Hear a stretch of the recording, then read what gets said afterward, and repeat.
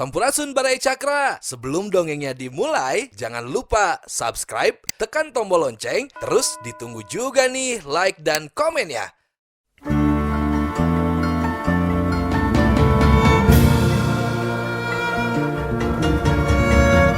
Baraya Cakra, parantos waktosna 80,5 FM Radio Cakra, midangkeun dongeng Sunda Dora-Dori. Simkuring sapara kanca ngahaturkeun wilujeng ngadangukeun.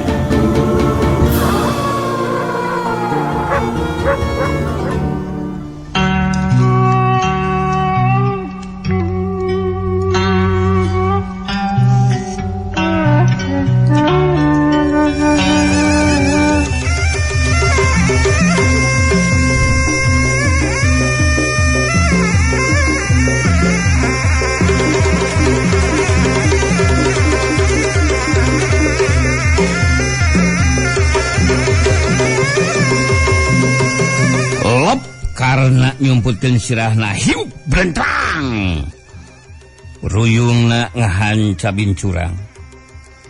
Si kono ngagero bari ngejar, tapi karena demikeun kasempatan jeung luncat bari ngababukeun ruyungna kana pepeuteyanana ngabarengan peureup kencana anu ngahyuk ngahanca gado. Ukur sakitu sarana kaluar sarta ente loba pamulah deui geblak we si konon nang karak bengkang. Ieu mah rupana parna lantaran manehna terus ngusak kapaehan. Sabot kitu hiuk tukangeun karena aya nu nyamer. Kana rikat malik terus brehleh. Seseged bedog si Busro geus nyampek. Wah, sia bola sagede desa. Berengkal karena kagigireun lawan. Bari ngababukeun ruyungna kana bedog atawa kana bedog. Trang! Ruyung balik deui nyerepet teu katiten. Ceblon ngahanca kana cariham lawan. Anu antukna si Busro oge nasibna teu beda we ti si konon. Pada ngajoprak dina taneuh bari teu empes-empes. Ki Obing anu pangheulana kapaehan harita kakara nguniang hudang. Rutret ka babaturanna ngajaloprak. Ret deui ka musuhna nyenyekal ruyung. Teu talangkeu deui sret. Maehna oge mesat bedogna. Teu loba deui catur hiuk we nyabetkeun bedogna serepet. Nagel sarua rek meulah sirah. Kolebat karena kagigir bari nyabatkeun ruyungna rek nakis bedog. Tapi Ki Obing anu memang rada lihai ngagunakeun bedogna, sakilat maehna geus hasil ngarobah gerakan bedogna. Mulawit kanap teu kahakan ku ruyung kaung, malah ayeuna gerakanana jadi nyolocos rek nobros dada anu jilawan. Karena kapaksa ngajol bari sateka pola ngababukeun ruyungna. Nyatana pikeun nakis bedog anu nyolonton. Trang! Bedog Ki Obing nyeleweng. Curelat! Karena kagigir ngahantem ke kemplong lawan nu atawa ku dampal sukuna. Oro kaya Ki Obing. Anu memang ayeuna mah geus kacida apikna.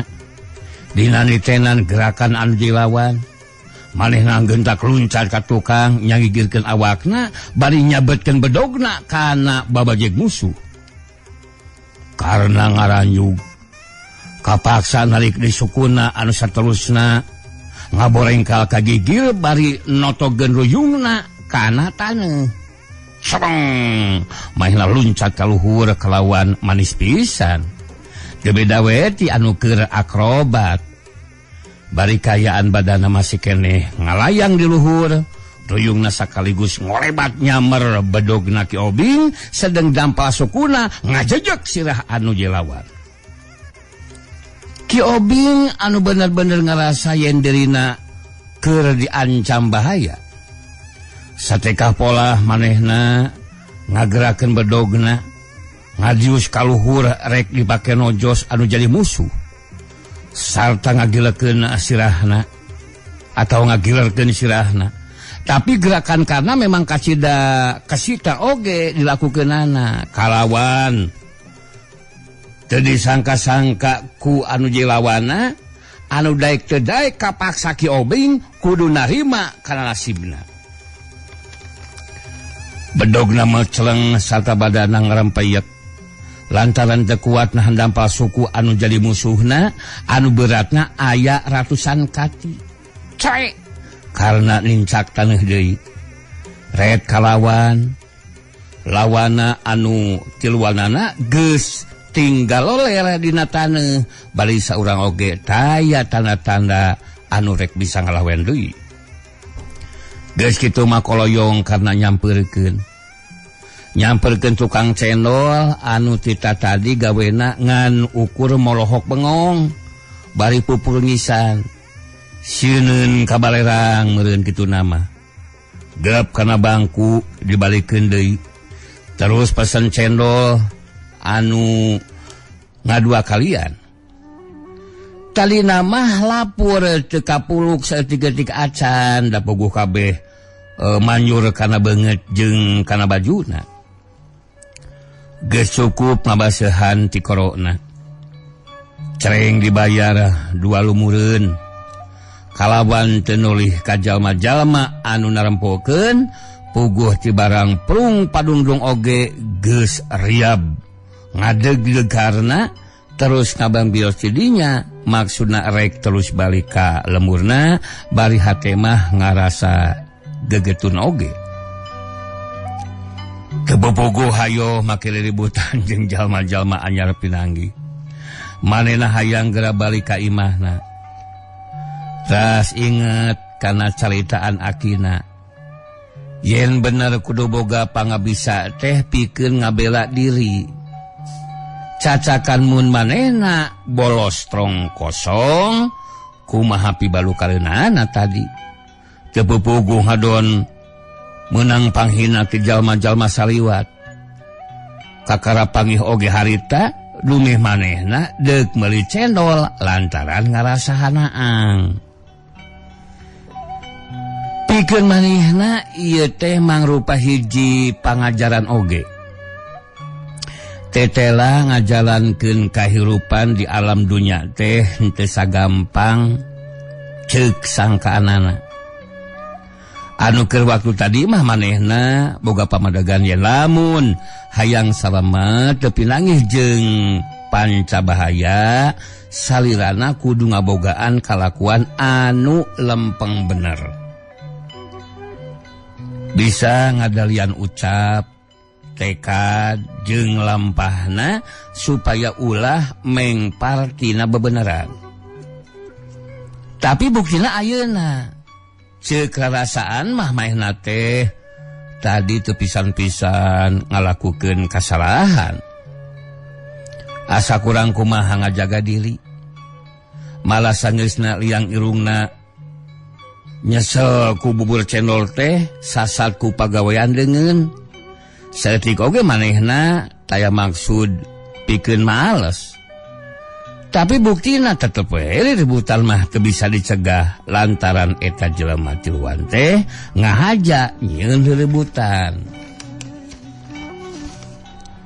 Lamun manehna cicing wae taya guam sakitu meunang panghina. Asana teh asa kacida teuing. Sireum oge ceuk paribasa ari katincak-tincak teuing mah ngegel komo ieu jelema anu ngabogaan rasa jeung perasaan sarta kahormatan.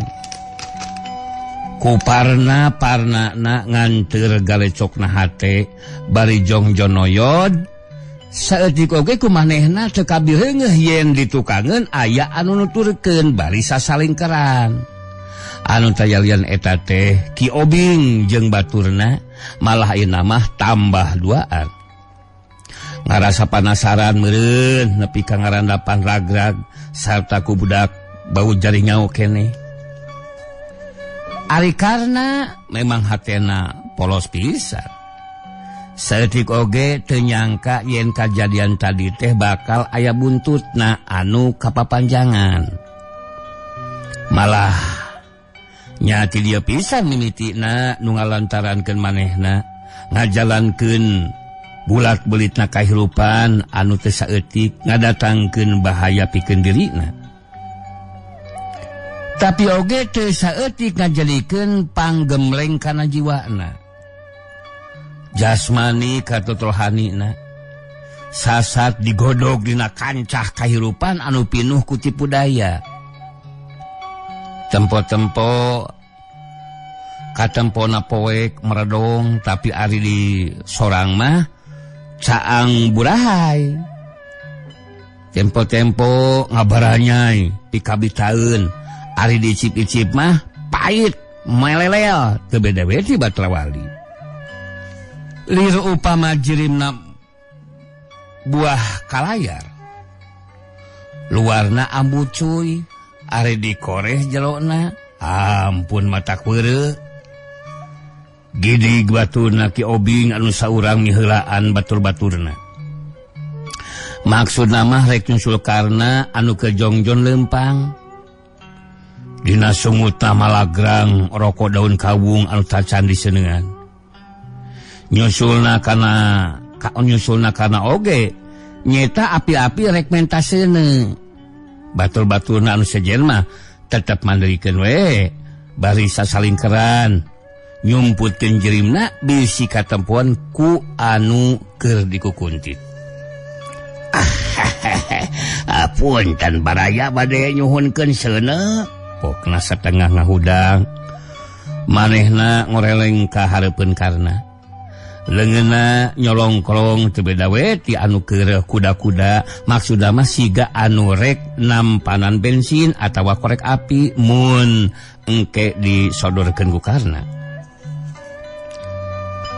Karna ngareret sidik manehna mireungeuh rokok daun kawung anu cacan diseuneuan dicapit kedua bibir ku bibir anu kadeplik kanal. Luhureun bibirna ngacedi gumis baplang sangadulang. Ret kana beungeutna beragud, matana bolotot godegna ngajepat ka handap lir tali dudukuy. Nambah-nambah seremna keuretan beungeut anu memang pikagilaeun. Teu ngalobakeun omong. Bari ngepit rujungna ku kelek belah kenca. Leungeunna ngodok saku rek ngaluarekeun korek api. Tapi kalawan teu disangka-sangka pisan leungeun si kumis anu tadi nyolongkorong teh sakilat lobah ngawangun hiji peureup anu satelusna ngacedak kana dadakarna. Disusul deui ku timpugan leungeun kenca ngahanca gado.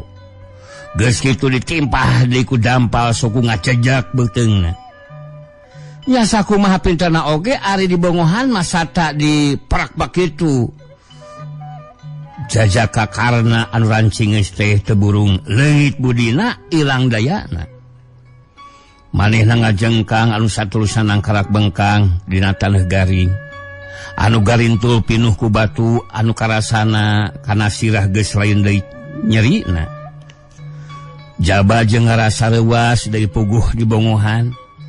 Tepupuguh jol-jol aya gelap anu pukbek narajang kana dadana.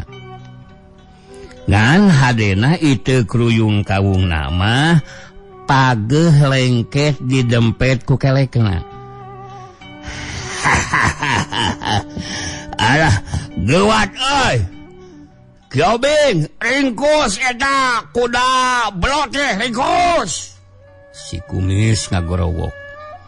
Manehna teh batur sapa guruna Ki Obing ngaranna teh nyata Mak Raup.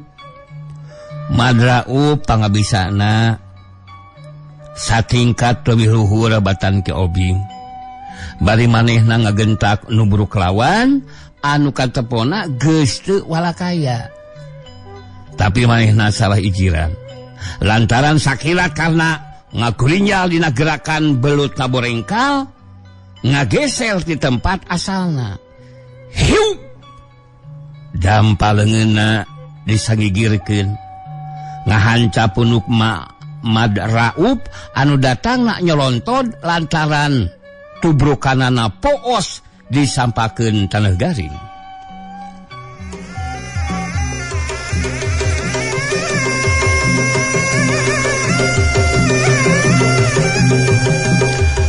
Atuh teminge deui. Tarangna madraub awor jeung taneuh. Irungna ngaradak deple, sarta bibirna anu kadeplit teh ngaradak ngalalap anu teu lila ngaberehil deui keluar kalawan geus ganti wujud jadi gublah gableh lir bibir badawang sarta getihna kontan ngawowor lantaran huntu hareup luhur handap maruragan aya kana opatna. Rupana wae nasibna madraub teh henteu ukur sakitu wae. Masih kene aya tuluina lantaran kalawan teu katinge teu katiten puguh. Manehna keur selang-seling teh eling. Ana hayat teh ruyung kawung ngabletak kana hulu. Puguh we madraub anu kakara nguniang rek hudang teh ngadadak huntuna ngabletuk deui saperti tadi anu antukna madraub terus ngusak teu usik-usik. Lalambutanana terus ngalayang teuing ka mana? Teuing ka mana enteupna tapi sidik nyawaan keneh. Tembong tina renghapna anu ngayageun kulit beheungna lebah lak-lakan. Mireung siasatna gagal. Ki Obing katut tilu baturna ngagentak muru bari ngalabar bedogna. Sedengkeun karna anu geus nangtung deui kalawan sapinuhna aya dina kawaspadaan teu calangke deui manehna ngabresat mapag musuhna ruyung kawungna ngubeng korebat nyamber bedog Ki Obing.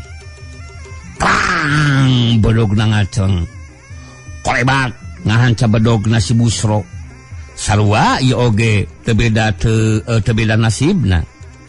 Bedogna maceleng lantaran pigeulangna ngadadak ngageter sarta karasa sing seureumeuun teu kuat nadah tanaga karna anu memangna keur meujeuhna buta tulang buta daging.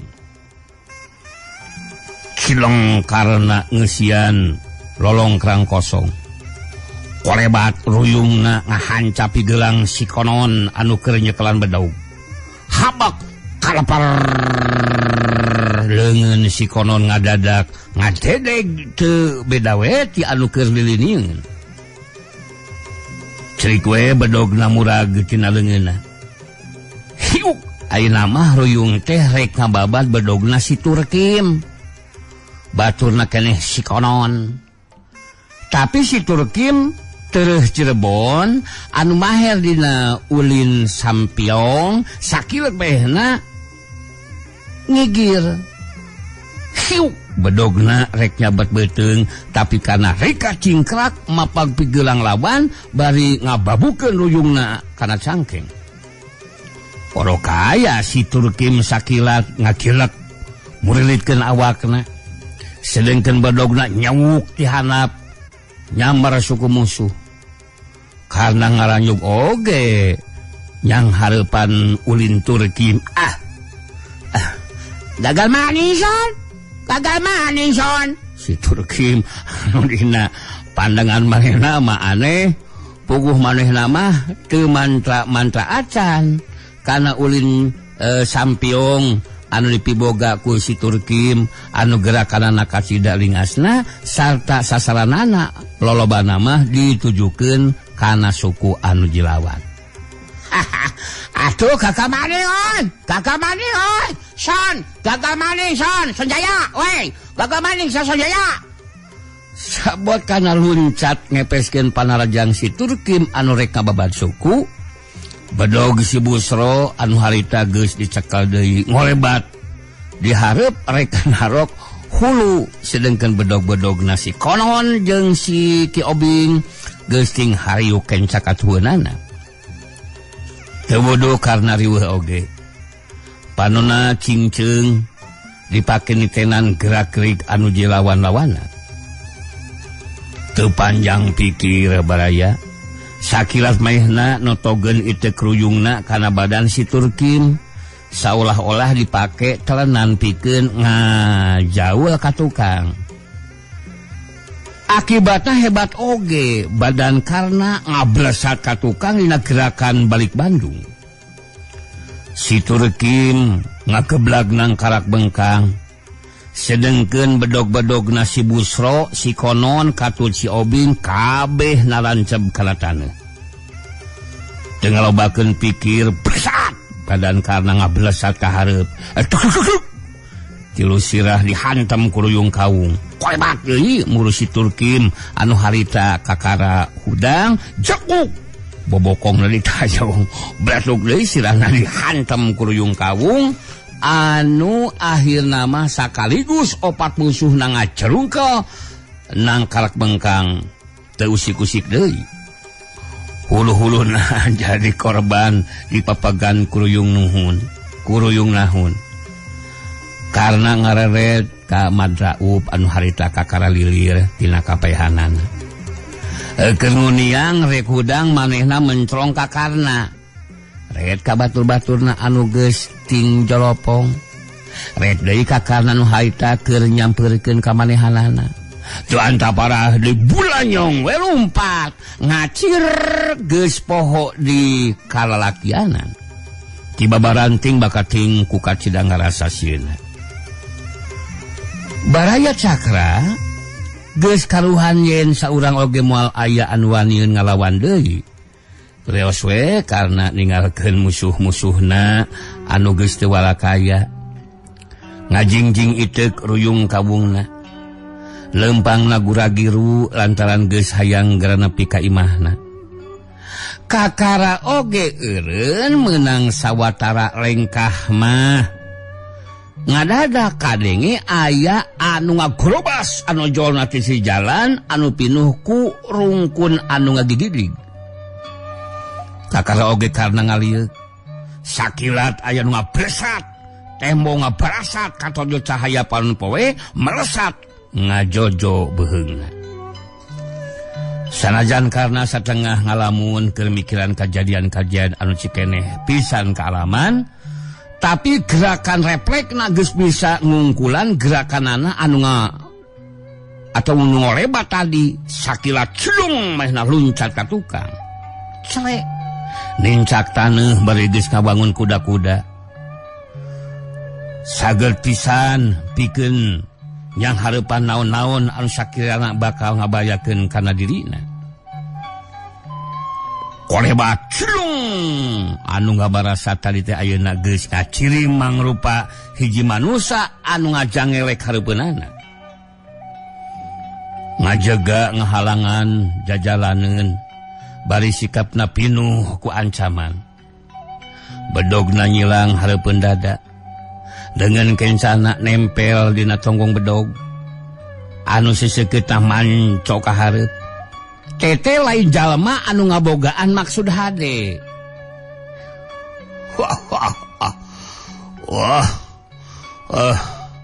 Cingos pisan oi. Intu si Mursid de cingos pisan oi. Kebeda we ti manuk walik oi. Toing tah pangabisa nama oi.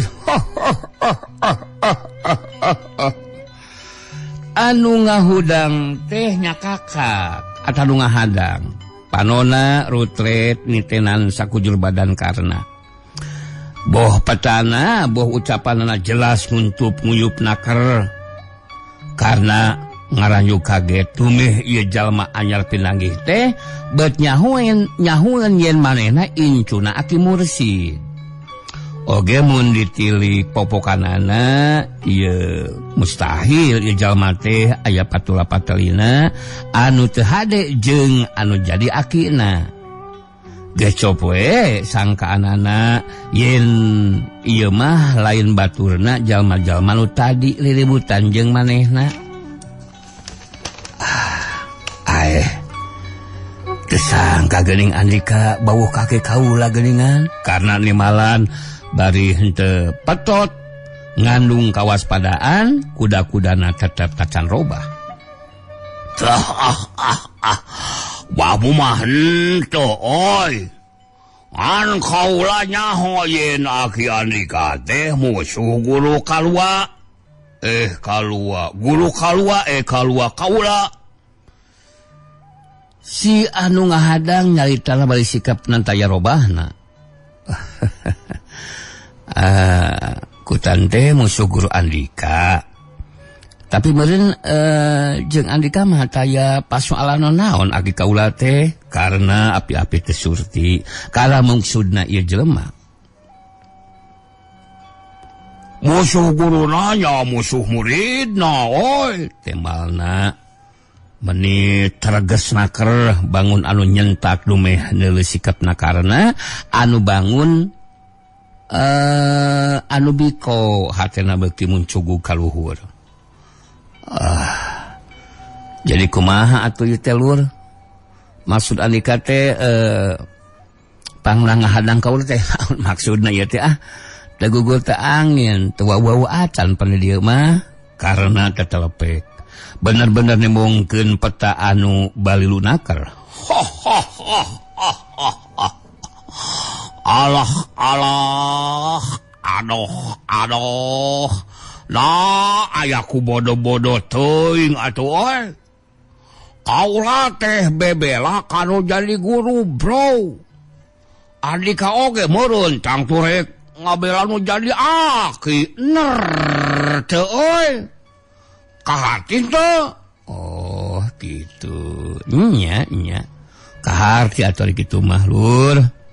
Baik teh teuing atuh mun kitu mah karena tadi sikapna siga anu bobodo teh ayeuna mah jelas ngebrehkeun hiji tangtangan sanajan dina pasamona mah tetep tenang taya riuk-riuk kandung nafsu sapasang palna gular girer nitenan gerak lawan ngadenge caitaan karena kitu anu bangun taya riuk-riuk keder anu ngahadang anu ngaranna tayalian ti Darwita duluna Daryana meureun nanti Cijapati hiji pentolan anu kaitung moyan oge di nang karuka mah nomor 2 ti Ki Jatun nyaeta anu jadi guruna neuleuh karna teundeung ludeung teh lain di nafsuna kalawan teu ngalobakeun diomong bedogna ngahiuk nyampeuk ti gigir rek nigas beuheung.